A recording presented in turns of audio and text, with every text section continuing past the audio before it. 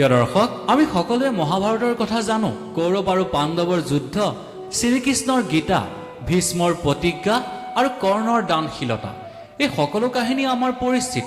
কিন্তু কেতিয়াবা ভাবিছেনে, এই কৌৰৱ আৰু পাণ্ডৱৰ বংশৰ আৰম্ভণি ক'ৰ পৰা হৈছিল? ভাৰতৰ নামটো কেনেকৈ আহিল? কিয় এই মহাকাব্যৰ নাম মহাভাৰত হ'ল? কোন আছিল সেইজন মহান সম্ৰাট যাৰ নামত আজি আমাৰ দেশক ভাৰত বুলি কোৱা হয়? প্ৰিয় দৰ্শক, আজিৰ পৰা আমি মহাভাৰতৰ কথা আলোচনা কৰিম। সেই যোদ্ধাসকলৰ কথা, যাৰ শক্তি আৰু ভক্তি, গুণ আৰু জ্ঞান, তেওঁলোকৰ চমৎকাৰ পলে পলে আমাৰ ভিডিঅ'সমূহত আপুনি জানিব পাৰিব। সেই ৰহস্য আৰু ইতিহাসসমূহৰ বিষয়ে আমি আলোচনা কৰিম, যিসমূহৰ কথা আপুনি পৌৰাণিক গ্ৰন্থসমূহতহে বিচাৰি পাব। নমস্কাৰ, মোৰ নাম অনন্ত নাথ। আন এক জ্ঞানবৰ্ধক ভিডিঅ'লৈ আপোনালোকক স্বাগতম জনাইছোঁ। প্ৰিয় দৰ্শক, প্ৰথমেই আমি ভৰতৰ বংশ অৰ্থাৎ আমাৰ দেশৰ নাম কেনেকৈ ভাৰত হ'ল এই বিষয়ে জানিব পাৰিম। এই কাহিনী আৰম্ভ হয় এজন মহান ৰজাৰ পৰা, যিজন কেৱল এখন সাম্ৰাজ্যই গঢ়ি তোলা নাছিল, বৰঞ্চ এৰি গৈছিল এক মহান বংশ, যি বংশৰ পৰা জন্ম হৈছিল কৌৰৱ পাণ্ডৱ আৰু শেষত কুৰুক্ষেত্ৰৰ মহাযুদ্ধ। এই ইতিহাস বুজিবলৈ আমি বহু হাজাৰ বছৰ আগলৈ উভতি যাব লাগিব। সেই সময়ত চন্দ্ৰবংশৰ এজন অতি শক্তিশালী আৰু বিখ্যাত সম্ৰাট আছিল, যাৰ নাম আছিল যযাতি। তেওঁ আছিল পৰাক্ৰমী, ন্যায়পৰায়ণ আৰু অসীম প্ৰতিভাশালী। যযাতিৰ 5জন পুত্ৰ আছিল, যদু, তুবাহু, হুদ্ৰু, অনু আৰু পুৰু। কিন্তু সেই সময়তে এদিন ঋষি শুক্ৰাচাৰ্যৰ অভিশাপত যযাতি অকালতেই বৃদ্ধ হৈ পৰিল। কিন্তু তেওঁৰ মনত তেতিয়াও ভোগবিলাসৰ আকাংক্ষা শেষ হোৱা নাছিল। সেয়েহে তেওঁ নিজৰ পুত্ৰসকলক মাতি আনি ক'লে, তোমালোকৰ মাজৰ কোনে নিজৰ যৌৱন মোক দিবা আৰু মোৰ বৃদ্ধ বয়সক নিজেই ল'বা। কিন্তু সেই সময়ত ডাঙৰ 4 পুত্ৰই তেওঁৰ অনুৰোধ অস্বীকাৰ কৰিলে। কিন্তু সৰু পুত্ৰ পুৰুৱে পিতৃৰ আজ্ঞাকেই ধৰ্ম বুলি মানি লৈ নিজৰ যৌৱন পিতৃক দান কৰিলে। এই ত্যাগ, এই ভক্তি আৰু পিতৃ সেৱাই যযাতিক গভীৰভাৱে প্ৰভাৱিত কৰিলে।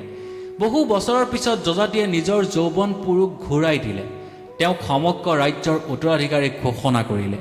এই মুহূৰ্তৰ পৰাই আৰম্ভ হ'ল পুৰু বংশ। প্ৰিয় দৰ্শক, এই পুৰু বংশই পিছলৈ ভাৰতৰ ইতিহাসৰ আটাইতকৈ শক্তিশালী ৰজাবংশ হিচাপে পৰিচিত হয়। এইবাৰ আমি পুৰু বংশৰ বিস্তাৰিত কাহিনীৰ বিষয়ে আলোচনা কৰিম। প্ৰিয় দৰ্শক, পুৰুৰ পিছত তেওঁ বংশধৰসকলে বহু বছৰ ধৰি সমগ্ৰ উত্তৰ ভাৰতত ৰাজত্ব কৰিছিল। সেই সময়ত বহুত মহান, ন্যায়পৰায়ণ আৰু বীৰ ৰজাৰ জন্ম হৈছিল। প্ৰত্যেকেই নিজৰ নিজৰ সময়ত ৰাজ্য বিস্তাৰ কৰিছিল, প্ৰজাক সুখেৰে ৰাখিছিল আৰু ধৰ্মৰ ৰক্ষা কৰিছিল। সময়ৰ লগে লগে এই বংশ অধিক শক্তিশালী হৈ উঠিল। ঋষি, মুনি, যজ্ঞ, শিক্ষা, যুদ্ধবিদ্যা, ন্যায় আৰু ৰাজনীতি, সকলো ক্ষেত্ৰতে এই বংশৰ খ্যাতি বিয়পি পৰিল। এই দীঘলীয়া বংশৰ বহু বছৰৰ পিছত জন্ম ল'লে এজন অসাধাৰণ সম্ৰাটে, যাৰ নাম আছিল দুষান্ত। আৰু ইয়াৰ পৰাই আৰম্ভ হয় এক প্ৰেমৰ কাহিনী, যি প্ৰেমৰ কাহিনীয়ে ভাৰতৰ ইতিহাসক সলনি কৰি পেলালে। প্ৰিয় দৰ্শক, এইবাৰ আমি দুষান্ত আৰু শকুন্তলাৰ সেই প্ৰেমৰ কাহিনী আলোচনা কৰিম। এদিন ৰজা দুষান্ত চিকাৰৰ উদ্দেশ্যেৰে বনলৈ গৈছিল। চিকাৰ খেদি খেদি তেওঁ ঋষি কৰ্ণৰ আশ্ৰমত উপস্থিত হ'ল। সেই আশ্ৰমতেই তেওঁ প্ৰথমবাৰৰ বাবে দেখা পালে এক অপূৰ্ব সুন্দৰী কন্যা, যাৰ গুণ আৰু ৰূপত ৰজা দুষান্ত মোহিত হৈছিল, যাৰ নাম আছিল শকুন্তলা। শকুন্তলা সাধাৰণ কন্যা নাছিল, তেওঁ ঋষি বিশ্বামিত্ৰ আৰু অপ্সৰা মেনকাৰ কন্যা আছিল। কিন্তু শকুন্তলাৰ জন্মৰ পিছত ঋষি বিশ্বামিত্ৰ আৰু অপ্সৰা মেনকাই তেওঁক বনত এৰি দিছিল, যাৰ ফলত ঋষি কৰ্ণৱই তেওঁক লালন পালন কৰিছিল। দুষান্ত আৰু শকুন্তলাৰ মাজত লাহে লাহে প্ৰেমৰ ভাৱ জন্ম হৈছিল। প্ৰিয় দৰ্শক, যেতিয়া দুষান্ত আৰু শকুন্তলা সেই আশ্ৰমত আছিল, তেতিয়া তেওঁলোকৰ মাজত মৰম আৰু ভালপোৱা বৃদ্ধি পাইছিল। ঋষি কৰ্ণৱই এই কথা গম পাইছিল আৰু শেষত দুয়োকে গন্ধৰ্ব বিবাহৰ বাবে অনুমতি দিছিল। প্ৰিয় দৰ্শক, কিন্তু সেই সময়তে ৰজা দুষান্তই ঋষি আশ্ৰমৰ পৰা বিদায় ল'ব হ'ল। আৰু ৰজা দুষান্তই বিদায় লোৱা সময়ত শকুন্তলাক প্ৰতিশ্ৰুতি দিলে, মই এদিন সোনকালেই তোমাৰ ৰাজপ্ৰসাদলৈ লৈ যাম। কিন্তু ভাগ্যত লিখা বেলেগ আছিল। ৰজা উভতি অহাটো দূৰৰে কথা, বহু বছৰলৈ শকুন্তলাৰ কথা পাহৰি গ'ল। সেই সময়ৰ পৰাই শকুন্তলাৰ দুখ কষ্ট আৰম্ভ হৈছিল। শকুন্তলাই বহু কষ্টৰ মাজত এজন পুত্ৰ সন্তানৰ জন্ম দিলে। সেই শিশুটিয়ে পিছলৈ সমগ্ৰ বিশ্বত খ্যাতি বিয়পি পৰিল আৰু যাৰ নাম আছিল ভৰত। এই ভৰতেই পিছলৈ সমগ্ৰ আৰ্যবৰ্ত একত্ৰিত কৰি এজন চক্ৰৱৰ্তী সম্ৰাট হিচাপে পৰিচিত হয়। তেওঁৰ নামতেই এই দেশৰ নাম ভাৰত হ'ল আৰু তেওঁৰ বংশৰ ইতিহাসেই পিছলৈ মহাভাৰত নামেৰে অমৰ হৈ পৰিল। কিন্তু প্ৰশ্ন হ'ল, ভৰত কেনেকৈ ইমান মহান সম্ৰাট হ'ল, তেওঁ পিছত কেনেকৈ জন্ম ল'লে কুৰু, আৰু কেনেকৈ স্থাপন হ'ল হস্তিনাপুৰ। প্ৰিয় দৰ্শক, এতিয়া আৰু কাহিনী অধিক ৰহস্য মাজলৈ সোমাবলৈ গৈ আছে। আমি জানিলোঁ কেনেকৈ ৰজা দুষান্ত আৰু শকুন্তলাৰ পুত্ৰ হিচাপে ভৰত জন্ম লৈছিল। কিন্তু সৰুৰে পৰা ভৰতৰ আন শিশুৰ দৰে নাছিল। তেওঁ আছিল অত্যন্ত সাহসী, নিৰ্ভীক আৰু অসাধাৰণ শক্তিশালী। মহাভাৰত আৰু পুৰাণসমূহত বৰ্ণনা কৰা মতে সৰু বয়সতেই তেওঁ বনৰ সিংহ, বাঘ আৰু হাতীৰ লগত নিৰ্ভয়ে খেলা কৰি আছিল। ঋষিসকলে এই শিশুটিক দেখি আচৰিত হৈছিল। তেওঁলোকে কৈছিল এই শিশুটিয়ে এদিন সমগ্ৰ পৃথিৱীত শাসন কৰিব। ঋষি কৰ্ণৱৰ আশ্ৰমতে ভৰতৰ শিক্ষা আৰম্ভ হয়। তেওঁ বেদ, ধনুবিদ্যা, নীতি, যুদ্ধবিদ্যা আৰু ৰাজধৰ্মৰ শিক্ষা লাভ কৰে। শৈশৱৰ পৰাই তেওঁ বুদ্ধি, সাহস আৰু ন্যায়বোধে সকলোকে মুগ্ধ কৰিছিল। কিন্তু প্ৰশ্ন হ'ল, ৰজা দুষান্তই ভৰতক কেনেকৈ লগ পাইছিল?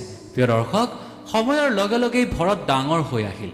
এদিন শকুন্তলাই নিজৰ পুত্ৰক লৈ ৰজা দুষান্তৰ ৰাজসভাত উপস্থিত হ'ল। তেওঁ ক'লে, এয়া তোমাৰ পুত্ৰ। কিন্তু প্ৰথমেই দুষান্তই শকুন্তলাক চিনি নাপালে। আনহাতে কিছুমান কাহিনীত ঋষি দুৰ্বাসাৰ অভিশাপৰ বাবে এই ঘটনা ঘটিছিল বুলি উল্লেখ কৰা আছে।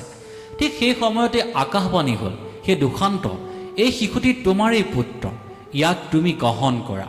আৰু তেতিয়াই ৰজা দুষান্তই নিজৰ ভুল বুজি পালে। তেওঁ শকুন্তলা আৰু ভৰতক সন্মানেৰে ৰাজপ্ৰসাদলৈ আদৰি নিলে। কিছুদিনৰ পিছত ভৰতক যুৱৰাজ হিচাপে ঘোষণা কৰা হ'ল। প্ৰিয় দৰ্শক, এতিয়া আহোঁ সম্ৰাট ভৰতৰ শাসনকাললৈ। দুষান্তৰ পিছত ভৰত সিংহাসনত বহিল। তেওঁ কেৱল এজন ৰজা নাছিল, তেওঁ আছিল এজন চক্ৰৱৰ্তী সম্ৰাট। তেওঁ অসংখ্য ৰাজ্য জয় কৰি সমগ্ৰ আৰ্যভট্টক এক শক্তিশালী সাম্ৰাজ্য হিচাপে পৰিণত কৰিছিল। কিন্তু তেওঁ আটাইতকৈ ডাঙৰ গুণ আছিল ন্যায়। ধনীয়ে হওক বা দুখীয়াই হওক, সকলো মানুহৰ বাবে তেওঁ আইন সমান আছিল। তেওঁ শাসনত প্ৰজাই সুখেৰে বাস কৰিছিল। কৃষি, বাণিজ্য, শিক্ষা আৰু ধৰ্ম প্ৰতিটো ক্ষেত্ৰতেই উন্নতি হৈছিল। ঋষি, মুনি, পণ্ডিত আৰু জ্ঞানীসকলক তেওঁ বিশেষ সন্মান কৰিছিল। তেওঁ বহু যজ্ঞ সম্পন্ন কৰিছিল আৰু ধৰ্ম প্ৰতিষ্ঠা কৰিছিল। সেয়েহে সমগ্ৰ দেশত তেওঁৰ খ্যাতি বিয়পি পৰিছিল। প্ৰিয় দৰ্শক, ইয়াৰ মাজতে আমাৰ মনলৈ অহা প্ৰশ্নটো হ'ল, ভাৰতৰ নাম কেনেকৈ আহিল? আমাৰ দেশৰ নাম ভাৰত কিয় হ'ল? ইয়াৰ উত্তৰ সম্ৰাট ভৰতৰ ওচৰতে লুকাই আছে। তেওঁ শাসনকালত সমগ্ৰ দেশৰ এক শক্তিশালী সাম্ৰাজ্য হিচাপে পৰিচিত হৈছিল। তেওঁ প্ৰজাসকলে নিজকে ভাৰতৰ প্ৰজা বুলি গৌৰৱেৰে ক'বলৈ আৰম্ভ কৰিলে। লাহে লাহে সমগ্ৰ দেশত ভাৰতবৰ্ষৰ নামেৰে জনা গ'ল। আজিও ভাৰতৰ সংবিধানৰ প্ৰথম অনুচ্ছেদত লিখা আছে, ইণ্ডিয়া ডেট ইজ ভাৰত। অৰ্থাৎ এই মহান সম্ৰাটৰ নাম আজিও আমাৰ জাতীয় পৰিচয়ৰ সৈতে জড়িত হৈ আছে। কিন্তু ইমান শক্তিশালী ভৰতৰ উত্তৰাধিকাৰীৰ সমস্যা আছিল। তেওঁ বহুতো পুত্ৰ আছিল যদিও তেওঁ ভাবিলে, কেৱল মোৰ পুত্ৰ হ'লেই ৰজা হ'ব নোৱাৰে। যিজনৰ মাজত ন্যায়, সাহস, বুদ্ধি আৰু ৰাজধৰ্ম আছে, সিংহাসনৰ অধিকাৰ কেৱল তেওঁৱেই হ'ব। এই সিদ্ধান্তই পিছলৈ পুৰুবংশৰ ইতিহাস এক নতুন অধ্যায় সূচনা কৰিলে। এই সিদ্ধান্তৰ ফলতেই আগবাঢ়ি আহিল সেই বংশ, যাৰ পৰা পিছলৈ জন্ম হ'ল কুৰু, প্ৰতীপ, শান্তনু, ভীষ্ম, পাণ্ডু, ধৃতৰাষ্ট্ৰ আৰু শেষত পাণ্ডৱ আৰু কৌৰৱ। প্ৰিয় দৰ্শক, এতিয়ালৈকে আমি জানিলোঁ সম্ৰাট ভৰতৰ জন্ম, শৈশৱ, শাসন আৰু ভাৰতবৰ্ষৰ নামৰ উৎপত্তিৰ ইতিহাস। কিন্তু এতিয়া আৰম্ভ হ'ব কুৰুবংশৰ প্ৰকৃত কাহিনী। পৰৱৰ্তী অংশত আমি জানিম ভৰতৰ পিছত কোন সিংহাসনত বহিল, কেনেকৈ হস্তিনাপুৰ প্ৰতিষ্ঠা হ'ল আৰু কোন আছিল মহাৰাজ কুৰু, যাৰ নামত কুৰুবংশৰ আৰম্ভণি হৈছিল। দৰ্শক, এই অধ্যায়ৰ বিষয়ে জানিবলৈ আপুনি নিশ্চয় পৰৱৰ্তী অংশ চাব লাগিব। আনহাতে মোৰ ইউটিউব চেনেল ধাৰ্মিক কথাৰ এই ভিডিঅ'সমূহ লাইক, শ্বেয়াৰ আৰু ছাবস্ক্ৰাইব কৰিব বুলিও আশা কৰিলোঁ। আজিলৈ বিদায় লৈছোঁ। পৰৱৰ্তী খণ্ডত আকৌ নতুন ভিডিঅ' লৈ মই অনন্তই আপোনালোকক লগ পাম। ধন্যবাদ।